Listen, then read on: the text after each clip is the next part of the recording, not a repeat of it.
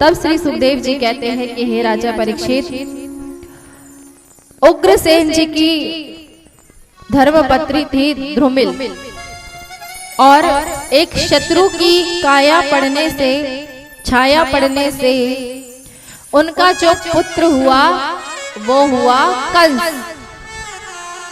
और ये जो उग्रसेन थे ये थे मथुरा के राजा। ये मथुरा के राजा थे। इनकी पत्नी द्रुमिल,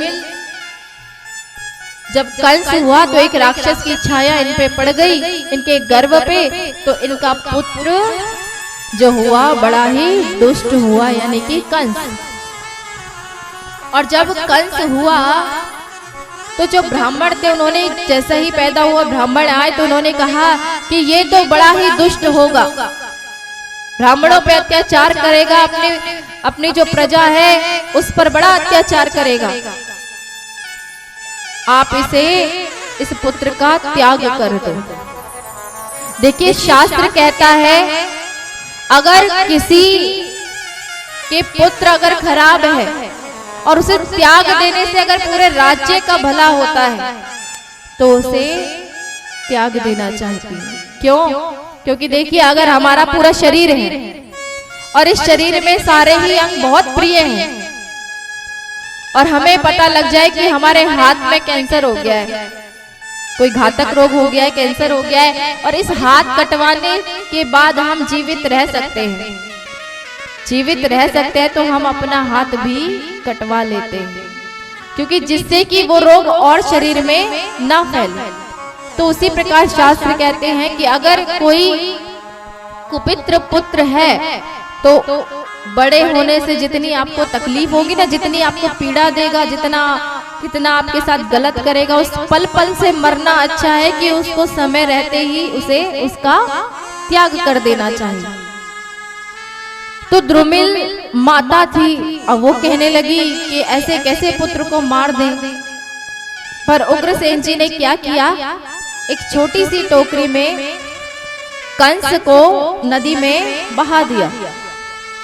यमुना नदी में जब बहाया तो आगरा में वसुदेव जी रहते थे। सूरसेन जी रहते थे आगरा में। सूरसेन जी को उस नदी में वो बालक कंस मिल गया और उन्होंने उस बालक को अपने पास रख लिया। कहने लगे हमारा एक पुत्र तो है ही और इसके साथ हमारा पुत्र प्रेम पूर्वक खेलेगा, बड़ा होगा, उसके साथ पढ़ेगा लिखेगा, उसके साथ ही सारी क्रीड़ाएं करेगा। तो इधर सूरसेन के जो पुत्र थे वो कौन थे? वसुदेव जी और कंस दोनों ही सखा थे, बड़े ही घनिष्ठ मित्र हो गए, साथ साथ बढ़ने लगे, बड़े हो गए। एक दिन नारद जी ने आके बोल दिया कि अरे कंस, तू यहाँ कहाँ घूम रहा है? तू तो मथुरा का राजा है। इन ब्राह्मणों के कहने में तेरे पिता ने तेरा त्याग कर दिया। तू तो मथुरा का राजा है। अब क्या हुआ? अब जैसे ही कंस को पता लगा, कंस तो सीधे मथुरा आ गया। मथुरा आया और सबसे पहले तो उसने अपने पिताजी और माताजी को जेल खाने में डाल दिया कि मेरे पिता और माता ने मेरा त्याग किया, ऐसे माता पिता से मुझे कोई प्रेम नहीं है। उन्हें बंदी बना के कारागार में डाल दिया। और सबसे पहला नंबर लिया ब्राह्मणों का कि जितने भी इस नगर में ब्राह्मण है ना, उन सबको मार डालो। उन्होंने मुझे मेरे घर से बेघर करवाया। यानी कि कंस का पाप बढ़ता जा रहा था, अत्याचार बढ़ता जा रहा था। और श्री सुखदेव जी कहते हैं कि हे राजा परीक्षित, जब जब धर्म की हानि हुई है तब तब प्रभु अवतरित हुए हैं। सारे देवता, जब कंस का अत्याचार बढ़ गया, सभी देवता भगवान के पास पहुंचे, भगवान से विनती करने लगे। श्री गोस्वामी तुलसीदास जी ने भी राम चरितमानस में बड़ी ही सुंदर बात कही है। और क्या कही है? जब जब होई धर्म की हानि, नाही असुर अधम अभिमानी। सिया राम जय जय राम, राम सिया राम जय जय राम। तब तब धरी प्रभु विविध शरीरा, हरहि कृपा निधि सज्जन पीरा। राम सिया राम जय जय राम, राम सिया राम जय जय राम। कि जब जब धर्म की हानि हुई है, जब जब असुरों से हमारी पृथ्वी ग्रसित हुई है, तब तब भगवान विभिन्न शरीर में अवतरित हुए हैं और उन्होंने पृथ्वी का भार असुरों से कम किया है। सारे देवता भगवान के पास पहुंचे, भगवान से कहने लगे, हे नारायण भगवान कुछ करो, कंस का जो अत्याचार है वो बढ़ता जा रहा है। अब जो कंस था, कंस अपने जो सखा वसुदेव से उसके साथ रहा है, उससे प्रेम भी था, और कंस की एक चचेरी बहन थी देवकी, उससे वो बड़ा ही प्रेम करता था। उनने कहा कि देवकी का विवाह तो हम अपने उसी मित्र के साथ कराएंगे। किसके साथ? जिसके साथ वो पले बड़े हुए थे, यानी कि वसुदेव जी के साथ। वसुदेव जी के साथ देवकी का विवाह करा दिया, और अपनी बहन से इतना प्रेम करता था कि देखिए उसके दहेज में क्या क्या दिया। 400 हाथी, 15,000 घोड़े, 18,000 रथ और 200 दास दासी। इतना प्रेम करता था अपनी बहन से। और जब विदाई का समय आया तो खुद ही कहने लगा कि अरे वसुदेव, तुम्हें अगर कोई आपत्ति ना हो ना, तो मैं चाहता हूं कि अपनी बहन का रथ मैं ही उसका रथ लेके जाऊं। वसुदेव जी ने कहा कि हमें कोई आपत्ति नहीं।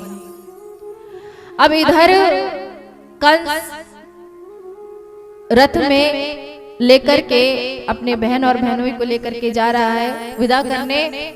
तभी क्या हुआ, रास्ते में ही बड़ी जोर से आकाशवाणी हुई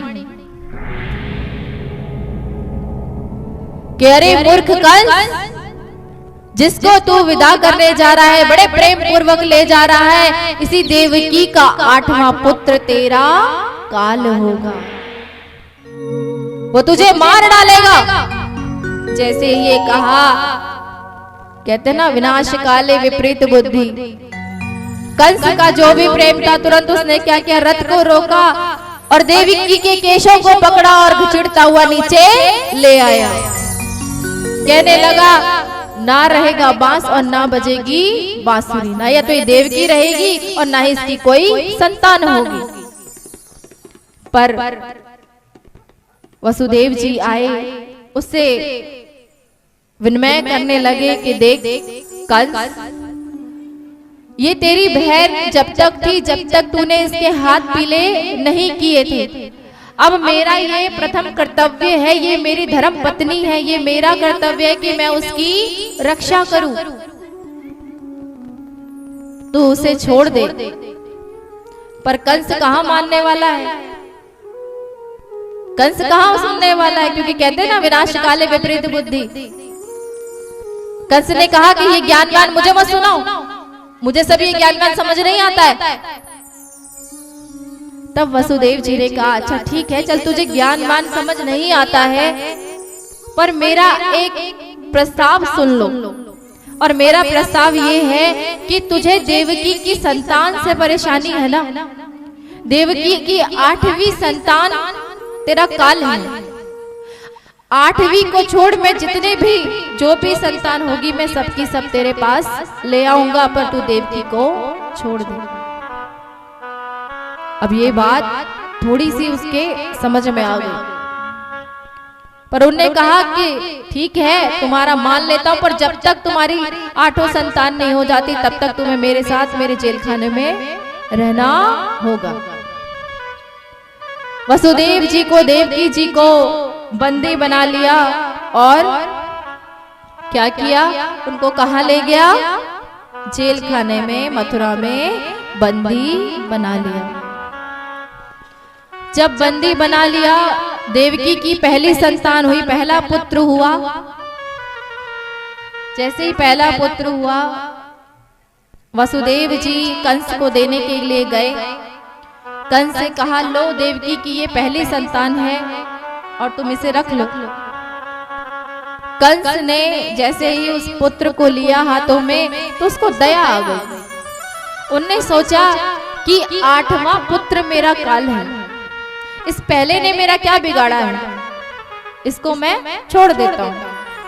पर तुरंत नारद जी आ गए, क्योंकि अभी कंस के जो पापों का घड़ा था ना, अभी थोड़ा खाली था। नारद जी आ गए। नारद जी कहने लगे, अरे कंस, तू नहीं जानता कि ये देवता बड़े चतुर होते हैं। ये जो कह रहे ना देवकी का 8वां पुत्र, एक दीवार पर 1 2 3 4 5 6 7 8 लाइन खींच दी और कंस से कहा कि अब गिन। कंस गिनने लगा, 1 2 3 4 5 6 7 8। अब इस तरफ से गिना तो क्या हुआ, इधर से पहला है। और कंस से कहने लगा, उस तरफ से गिन, तो 1 2 3 4 5 6 7 8। कहने लगा, पहला आखिरी हो सकता है और आखिरी पहला हो सकता है, तो इनके चक्कर में मत पड़। कंस को समझ में आ गया, उनने लिया और उस पहले पुत्र को मार दिया। इसी प्रकार देवकी का दूसरा पुत्र हुआ, तीसरा पुत्र हुआ, चौथा पुत्र हुआ, 5वां हुआ, 6ठा हुआ, 6 के 6 पुत्र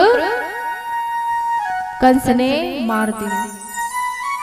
जब 7वां पुत्र देवकी के होने वाला था, तब भगवान नारायण ने योग माया को आदेश दिया, क्योंकि भगवान बलराम रूप में अवतरित होने वाले थे।